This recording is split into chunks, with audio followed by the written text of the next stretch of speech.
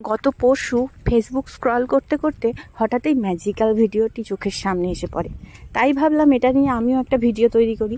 এখানে দেখানো হয়েছে একটা গ্লাসের মধ্যে জল দেওয়া হয়েছে এবং জলটা দেওয়ার আগে খেয়ে নিয়ে বলছে যে দেখুন জলে কোনো কেমিক্যাল দেওয়া নেই, আমি নিজে খাচ্ছি। একই প্রসেস জল দিয়ে এবং থামস আপ দিয়ে করেছিল।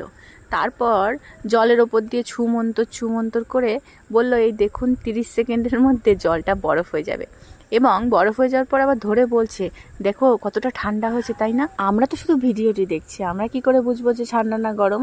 এইবার আসি আসল কথা, জলের মধ্যে কি এমন ছিল যে বরফের মতো দেখা যাচ্ছিল? বাচ্চা তো এখন সবার বাড়িতেই আছে, আর বাচ্চা থাকলেই প্যাম্পার্স অথবা হাগিজ সে ব্যবহার করবেই। আর এই হাগিজের মধ্যেই কিন্তু আসল জিনিসটা লুকিয়ে রয়েছে। পলিইথিলিন নামক যে পদার্থটা জল অ্যাবজর্ব করে, এই জিনিসটা দিয়েই কিন্তু এই ম্যাজিকটা করা হয়েছিল। ম্যাজিকটা করার সময় গ্লাসের মধ্যে লুকিয়ে জিনিসটাকে আগে থেকে দিয়ে দেওয়া হয়, তারপর ভিডিও করা হয় এবং ভিডিও করার সময় হাত দিয়ে এটাকে ঢেকে রাখা হয় যেন কেউ দেখতে না পায়।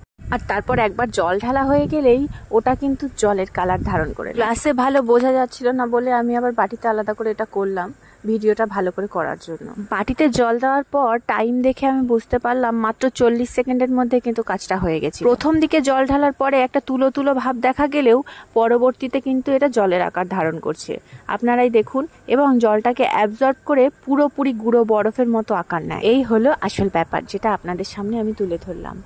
দেখলেন তো কিভাবে 40 সেকেন্ডের মধ্যে বরফ তৈরি করে দিলাম। ভিডিওটি ভালো লাগলে একটা লাইক এবং সাবস্ক্রাইব করে দেবেন প্লিজ। Tata, bye bye.